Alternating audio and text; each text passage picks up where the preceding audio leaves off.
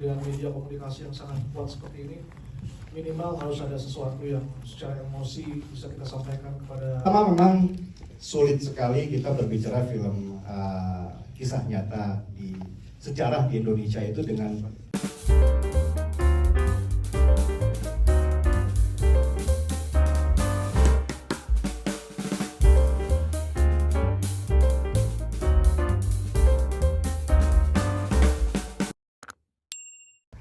baik, silakan. Enggak bener. Enggak bener. Assalamualaikum warahmatullahi wabarakatuh. 27 tahun yang lalu saya ingat Arul sempat menyuruh saya berhenti bikin film di depan Plus One Friends. Oke, itu sebel sih, marah sih. Ini beberapa tahun kemudian saya berpikir bahwa memang kalau kita dikasih kesempatan untuk bikin film dengan media komunikasi yang sangat kuat seperti ini, minimal harus ada sesuatu yang secara emosi bisa kita sampaikan kepada yang menonton ya. Minimal emosi itu harus apapun itu bentuknya bisa bermanfaat dan berguna lah, positif negatifnya. Nah kalau bicara kompromi, saya terus terang nggak kompromi karena di satu di antara jutaan manusia, kebetulan Denny sama saya taste-nya sama. Kebetulan itu susah sekali. Puluhan tahun susah kan nyocokin. Oh, lu sukanya apa? Oh, musiknya apa? Oh, suka itu film apa? Lu sukanya lagu Degan kayak apa sih? Itu susah sekali. Butuh puluhan tahun ketemu orang yang plek. Bisa dibilang plek sama, bukan karena usianya ya. Maksudnya kita memang sama gitu ketika bicara glorianya seperti ini. Ketika kita bicara sedihnya seperti ini. Ketika kita berbicara emosinya seperti ini. Jadi sebenarnya untuk urusan itu tuh saya udah tenang, paling nggak minimal. Pas pertama kali ketemu itu yang diobrolin dulu soalnya. Gue kayak gini, gue kira-kira bisa begini nggak? Gue bayangin gue sih begini. Dan dia ini orangnya sangat menghargai seniman gitu. Dia sangat menghargai, dia melepaskan semuanya di tangan kita untuk menjadi seperti apa nantinya. Dia hanya memberikan kepada kita pemahaman apa yang dia, visi dia, dan kita harus bisa sampai ke situ menurut saya. Nah, makanya waktu itu kalau dibilang kompromi sama sekali enggak. Dan mungkin untuk pertama kali saya tidak ada kompromi dalam sebuah film. Dan kedua, yang pasti kalau harapan saya terhadap film ini, terus terang bagi saya personal ya, pribadi ya, saya nggak mewakili yang lain. Film ini sebenarnya adalah bentuk apa ya? Kalau dibilang secara manusia, ini adalah film pertama saya ketika saya menjadi manusia lebih baik. Yang pasti. Apa manusia lebih baik itu? Saya lebih paham mengenai hidup dan mati, saya lebih paham mengenai baik buruk, jatuh bangun dan lain sebagainya gitu. Jadi ketika saya bekerja sama dengan aktor-aktor yang luar biasa ini, saya memang berharap bahwa di kertas semua tulisan yang di atas kertas itu menjadi hidup di tangan dan di nyawa mereka. Dan itu yang kami kerjakan bersama-sama. Jadi kalau ada yang suka dengan film ini ya itu karena pekerjaan mereka semua sebenarnya. Karena mereka akan menggulirkan nyawa itu. Itu kalau dari saya, Ro. Thank you, Mas. Terima kasih. Selamat siang semuanya. Siang, Kak Erin. Mungkin yang aku jawab pertanyaannya lebih ke gimana membangun chemistry dengan Nicholas aja kali ya dari Bapak tadi. Sebenarnya gak terlalu sulit sih karena kita juga diberikan waktu yang cukup untuk saling mengenal satu sama lain dan juga karakter yang kita mainkan gitu. Dan pastinya juga karena diberikan keleluasaan ruang untuk explore baik dari Bapak sutradara dan juga para penulis dan juga Bapak produser tentunya. Jadi bisa dibilang sebuah proses yang cukup mudah dan menyenangkan ya Mas Haji.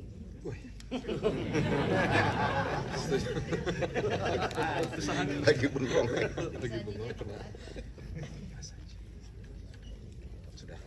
Sudah sekian. Terima kasih. Astaga. Oke, baik. Berikutnya silakan mungkin rekan-rekan ada? Iya, ya, oke, yang di atas ada? Iya, baik. Oke, terima Dari kasih. dari Malaysia, silakan. Yang mana? Oke, boleh, silakan.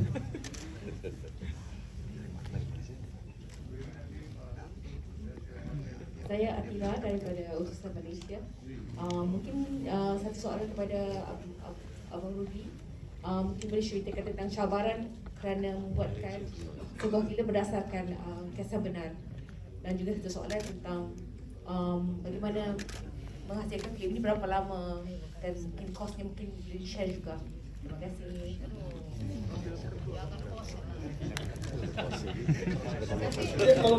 Dia mau ganti. Oke, kalau Translate. enggak udah apa-apa. Proses. Kita ngomong juga nggak jelas kan. Prosesnya sih cukup lumayan lama karena ini kan tidak. Nah, yang susahnya ini film, Mbak.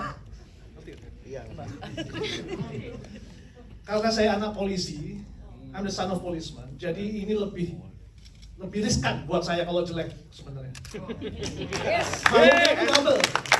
Malunya double, Mbak. Jadi kalau film biasa ya udahlah gitu ya. Tapi kalau film ini tuh ada kegelisahan saya pribadi dan juga mungkin amanah dari almarhum my late father gitu ya.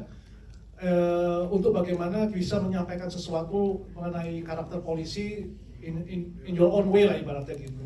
Nah, prosesnya sendiri sebenarnya kejadiannya kita belum lama kan, 2018 dari eventnya gitu loh. Tapi yang waktu itu agak lama adalah menentukan kita mau arahnya bagaimana nih menceritakannya. Karena kalau kita menceritakannya salah, takutnya tidak ada emotional value, cuma ada informasi aja yang kita sampaikan. Oh ya ada kejadian, terus kita recap lagi, kita rekonstruksi lagi. Takutnya yang ada nanti malah ada impact yang akhirnya mungkin di luar yang kita bisa bayangkan, apakah sebuah kemarahan, apakah sebuah apa gitu. Nah, paling aman ketika kita udah berbicara diskusi di tim itu adalah memang yang tidak pernah lepas dari kehidupan sehari-hari adalah dramanya. Mau film horor, mau film action, mau film apa itu pasti ada drama. Drama is life kan. Ya kan, nah, tinggal kalau horor ya karena harus takutin. Kalau misalnya film yang seperti ini ya berarti harus ada thrillnya, ada ini ya segala macam unsur-unsur itu yang kita masukkan di dalam skrip dan prosesnya gitu. Itu yang agak lama itu. Yang agak lama kedua itu justru prosesnya bagaimana menghidupkan karakter yang sudah tidak bisa kita interview karena mereka sudah tidak ada di sini. Bagaimana pemain-pemain kita bisa masuk ke dalam kehidupan mereka dan bagaimana mereka bisa bereaksi seperti mereka minimal. Dan kita agak meraba-raba juga itu karena kan the real thing kan kita never know kan inside gitu loh. Jadi kita meraba-raba minimal secara emosi dan secara kejadian. Lalu pemain lah yang akhirnya menghidupkan mereka dengan kita reading yang intens gitu ya. Mungkin nanti pemain bisa ngomong langsung.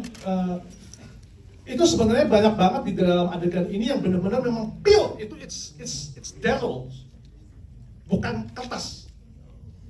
Itu benar-benar Nico, Ariel, Edward, semua, Hiva, semua yang ada di sini, Yugi.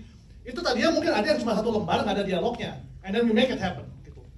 Karena menurut aku, setiap karakter harus meninggalkan kesan minimal kepada penonton emosional, even sedikit aja.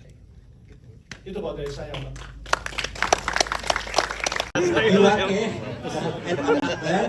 Di samping Aden tadi ya, 3 tokoh ini dari golongan sana. Kenapa Rudi Sudjawa tidak memperlihatkan atau Denny ya enggak? Atau tulisan pun enggak? Apa yang dialami oleh mereka, apakah dihukum mati di Nusa Kambangan atau bagaimana? Itu aja yang saya minta tambahan penjelasan dari Bang Denny sama Rudi Sudjawa, my friend. Terima kasih. Baik, terima kasih. Silakan Bang Denny. Ya, Pak Rudi langsung nggak mau jawab. Ya, harus produser itu. Ke saya. Yang pertama memang sulit sekali kita berbicara film kisah nyata di sejarah di Indonesia itu dengan real sejarah dalam artian menampilkan nama-nama orangnya karena nanti akan pasti banyak perdebatan dan ini tidak menjadi sebuah film, ya kan? Ini hanya menjadi sebuah dokumenter. Sehingga tadi di belakang kita sebutkan bahwa nama-nama di belakang fiktif, ya nama-nama yang gugur juga, maksudnya nama-nama siapa villainnya juga kita nggak kasih tahu. Sehingga apa yang terjadi pada mereka itu bisa bermacam-macam. Tapi yang pasti kalau memang pengen tahu apa yang terjadi kepada Leong, kepada Murad dan segala macam, ya mungkin itu adalah ide untuk bikin sequelnya kali ya.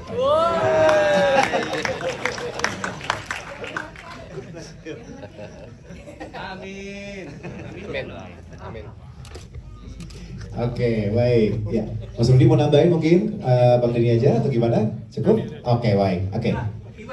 Iwake. Lagi di mau kita gadang-gadang untuk sebagai supporting actor kayaknya.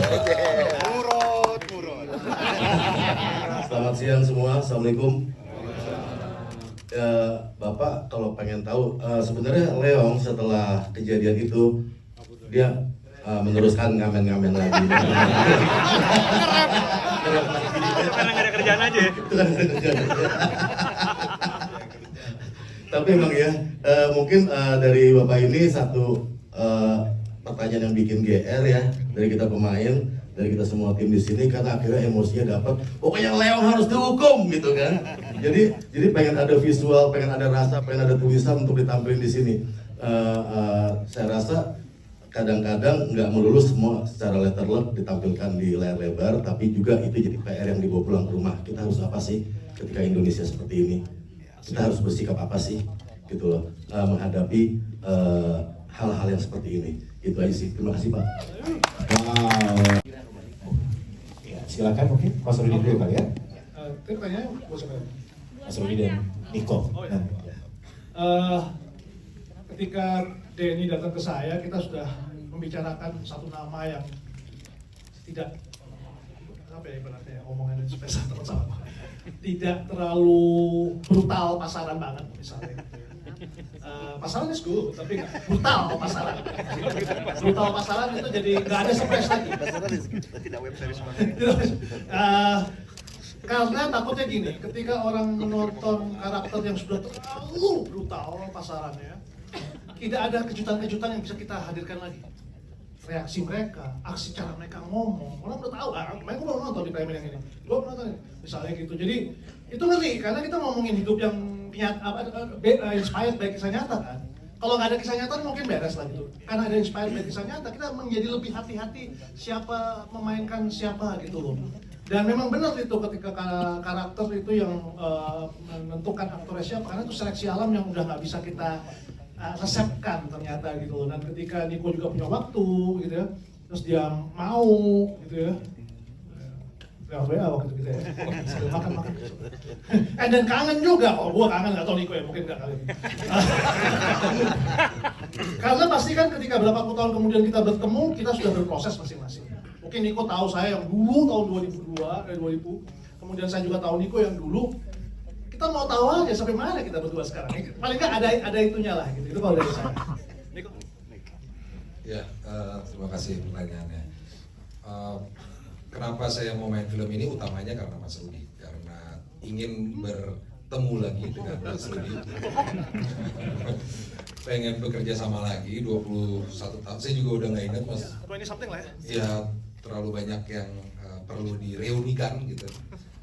Tapi memang utamanya karena itu, karena ingin kerja lagi sama Mas Rudi, dan saya tahu ini cerita yang menjadi sangat penting untuk Mas Rudi karena ada kaitan sejarah, keluarga, pasti akan memberikan sesuatu yang spesial buat film ini gitu. Jadi itu dia jawabannya. Baik, terima kasih. Mbak tahu sejak awal saya itu konsisten sekali berbicara tentang radikalisme dan terorisme di Indonesia.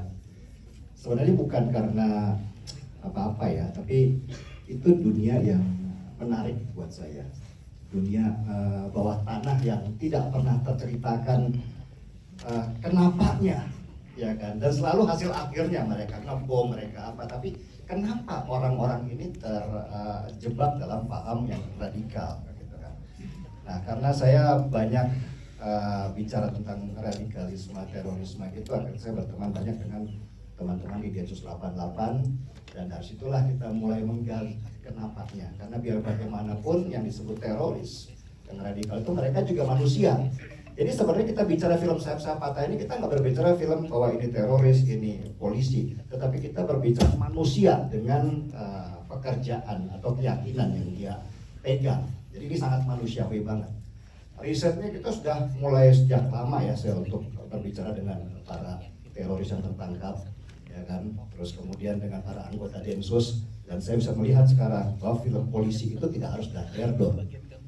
Film polisi ya adalah drama kehidupannya mereka, bagaimana keluarga yang tertekan, bagaimana anak-anaknya yang ditinggal bapaknya berbulan-bulan kan gitu kan, bagaimana cara mereka menghadapi bahayanya. Jadi that's manusia sebenarnya. Kita menemukan ada satu titik di sana. Makanya kita sepakat sama Rudy pada waktu itu, kita nggak bikin film polisi, kita nggak bikin film action, kita bikin film drama manusia. Baik, terima kasih. Tepuk tangan dong, luar biasa sekali ya. Oke, baik teman-teman media, nanti kita akan kasih waktu untuk kita sampai dari rekan-rekan media kepada penduduk Indonesia. Saya sih nggak ingin terlalu besar ya dengan sebuah message ya. Saya hanya ingin begini sih, mengingatkan kembali bahwa telah terjadi sebuah peristiwa. Dan saya tidak ingin orang dengan cepat melupakan peristiwa itu, ya kan. Jadi film ini sebenarnya bukan hanya saya persembahkan kepada para anggota Densus saja, tapi lebih khusus juga mungkin kepada keluarga korban, ya, dan kepada para korban yang ketika kemudian kita sebarkan videonya itu masih banyak orang-orang yang lupa bahwa pernah terjadi peristiwa di Makobrimob. Jadi saya persembahkan khusus kepada mereka, khusus kepada seorang polwan yang habis giginya karena dipukul dengan pemadam kebakaran, dan real story gitu ya. Dan itu saja sih sebenarnya. Saya nggak bicara muluk-muluk tentang Indonesia dan segala macam. Ini memang khusus kepada mereka-mereka yang juga kepada anggota Densus yang sebagian tidak tahu di mana kuburnya. Luar biasa, tepuk tangan lagi dong teman-teman semuanya. Dan pastinya kita juga doain semoga film Saksi Patah ini bisa sukses dan juga bisa menjadi satu buah momen yang luar biasa ya. Oke.